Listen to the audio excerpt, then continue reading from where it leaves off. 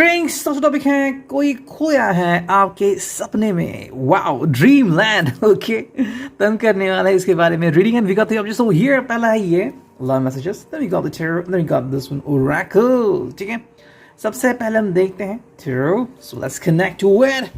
Okay, चलो देखते हैं क्या रीडिंग आती है। And here we shuffle the cards. मैंने यही लिया क्योंकि लव रीडिंग के लिए मोस्टली मैं यही प्रेफर करता हूँ। ठीक है, काफ़ी खूबसूरत मैसेज आते हैं इससे।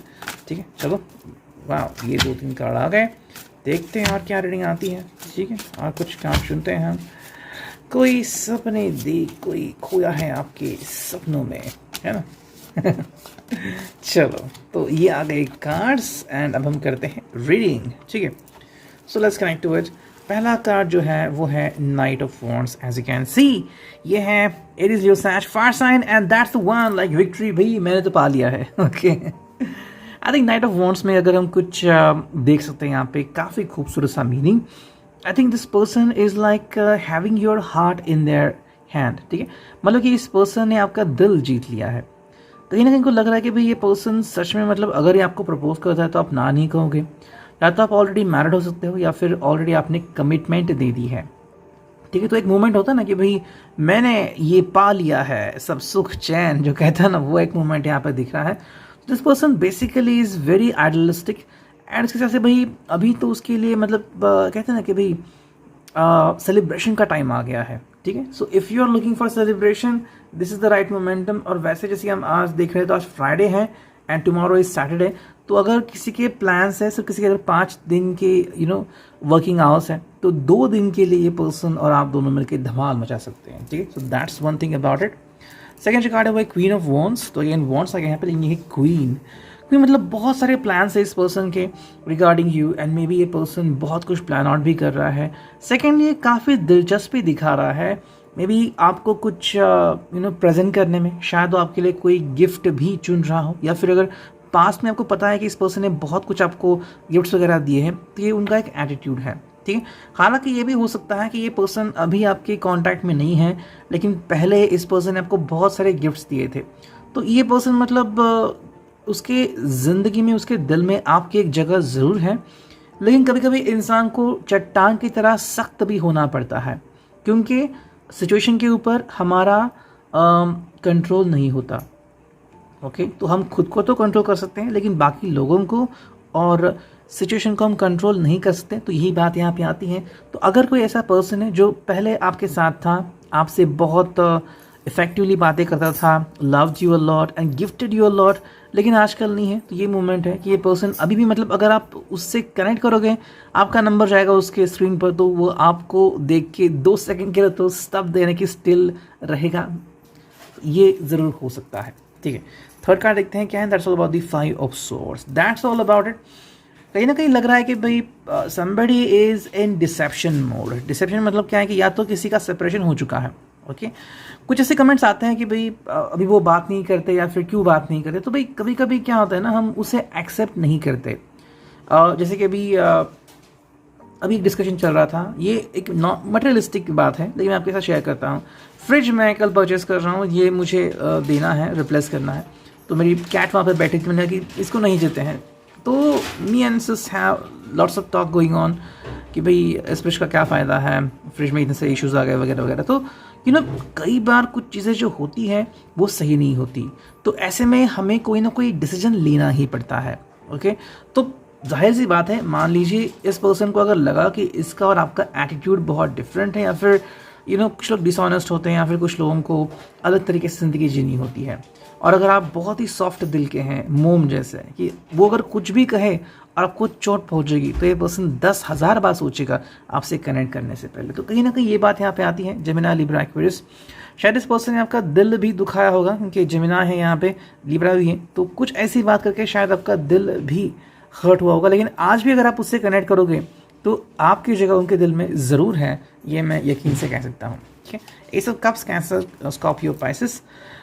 मे बी ये आपके लिए एक नई शुरुआत हो सकती है to find a new love in your life. Already अगर आपको मिल चुका है तो काफ़ी बढ़िया बात है। रोमांस कैसे करें या फिर रोमांटिकली आगे कैसे बढ़े, what kind of romance you want to do and about what level, कि भाई एक बस शुरुआत है या फिर आप पूरे जैसे रोमांटिक हो, मतलब कि भाई बहुत सारे तरीके आपने ढूंढ निकाले हैं, रोमांटिक गेम हो सकते हैं, रोमांटिक वन लाइनर्स, तो ऐसी कुछ चीज़ें अगर हैं तो यहाँ पे वो हो रहा है, you are totally happy with that kind of person. ठीक है, नेक्स्ट कार्ड हमें दिख रहा है वो है दी हाई प्रीस्टेस। तो यहाँ पे हमें जो बात दिखती है जो आप दोनों के लिए काफ़ी इंपॉर्टेंट है, एक दूसरे को समझना और अपनी एक स्पेस ऐसे बनाना कि जहाँ पे आपको कोई भी नेगेटिव चीज़ ना फील हो।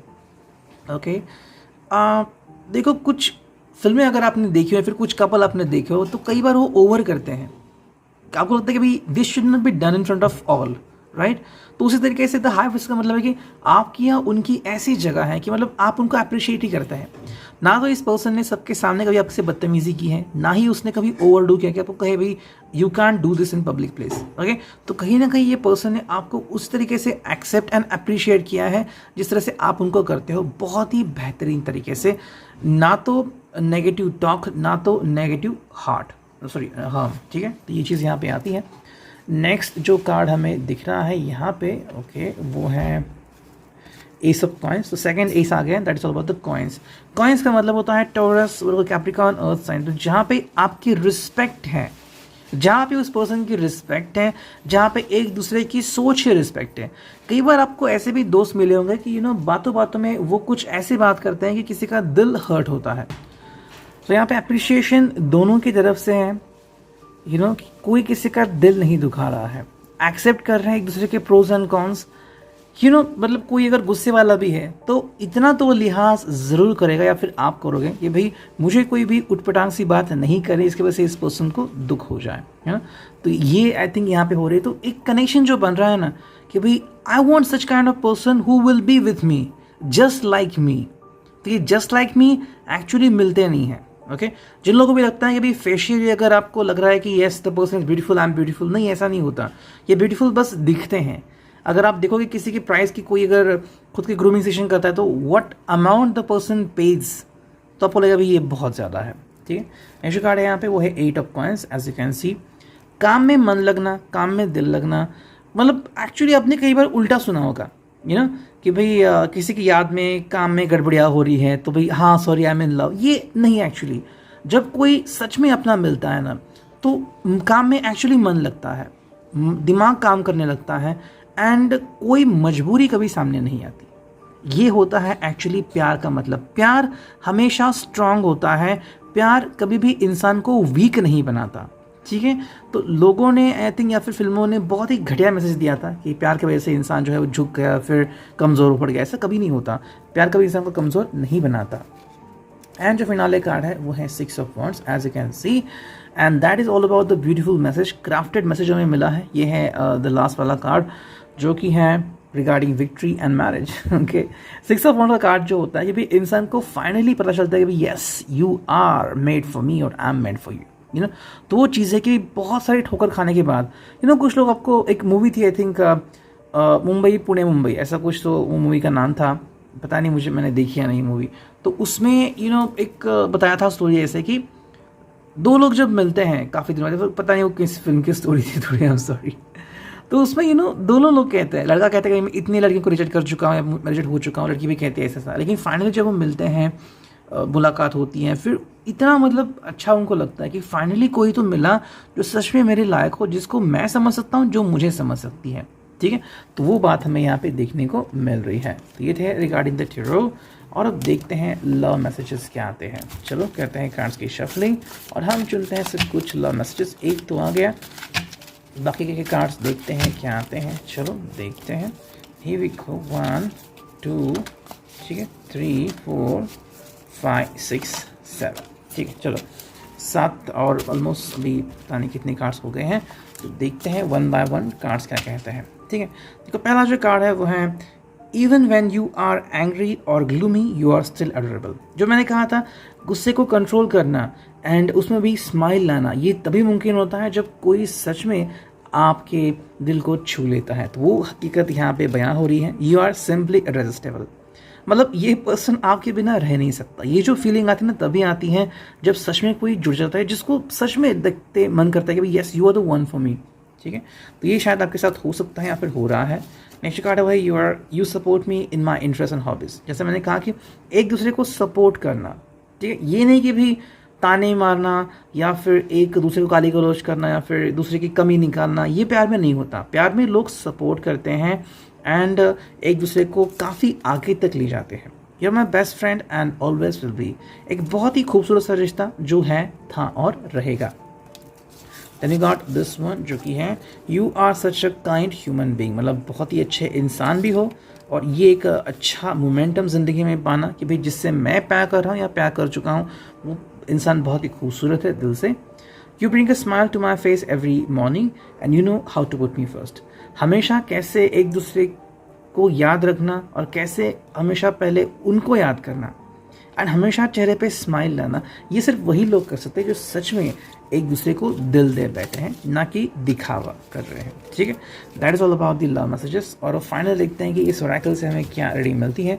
यहाँ से हम सिर्फ कुछ ही कार्ड निकालेंगे। ठीक है, चलो देखते हैं 1 2 3 और एक 4th कार्ड। चलो 4 कार्ड आ गए हैं, तो देखते हैं क्या है मैसेजेस। सारे कार्ड स्ट्रेट है क्या? यस। पहला जो कार्ड है वो है बोर्डम। बोर्डम का मतलब क्या है? This person can't be without you. Okay, वरना वो जल्दी बोर होता है। तो अब ऐसी हालत हो गई है जहाँ पे ये पर्सन रह नहीं सकता। ऐसे मोमेंट्स आते हैं ज़िंदगी में जब इंसान कहता है कि हाँ मैं खुश हूँ अकेले में, लेकिन जब वो मोमेंट आता है कि भाई I can't live without someone, तब ज़िंदगी सूनी सूनी लगने लगती है। ठीक है, नेक्स्ट कार्ड है वो लिसन टू एडवाइस, यानी कि भाई जो आपको सुनने को मिल रहा है या फिर जो उनका दिल बोल रहा है, अब वो उनकी सिर्फ आंखें ही बात कर सकती है या फिर उनका दिल भी आपसे बात करता है directly and you like okay तो मुझे ऐसा करना है क्या? Okay so I will be doing that one. Third जो कार्ड है वो है अ ड्रामा किंग। मे भी उनका साथ पाने के लिए या फिर आपका साथ पाने के लिए या तो आप या तो वो या फिर दोनों बहुत सारा ड्रामा भी कर सकता है कि yes I want there smile, I want there happiness, I want them by my side every now and then। And जो फिनाले कार्ड है रिकनेक्टिंग विद पास्ट, कहीं ना कहीं अगर आपने अपनी जो खुशी है वो अगर पास में खोई थी तो इंसान को खुशी चाहिए, तो वो खुशी आपको इनसे मिल रही है लेकिन आप अपने पास से जुड़ रहे हो कि भाई मैं भूतकाल में बहुत खुशी था, पता नहीं फिर क्या हो गया, तो वो खुशी वापस से मिल रही है। तो खुशी शायद कोई दूसरा इंसान दे रहा है लेकिन खुशी तो खुशी हो रही है तो इस तरह से जो आपका में भी जो एक मोमेंट था जहाँ पे आप खुश नहीं थे या फिर डिफिकल्टी पीरियड था वो अब गुजर गया है and now you are with the real person who is making you happy. With reading I have it resonate.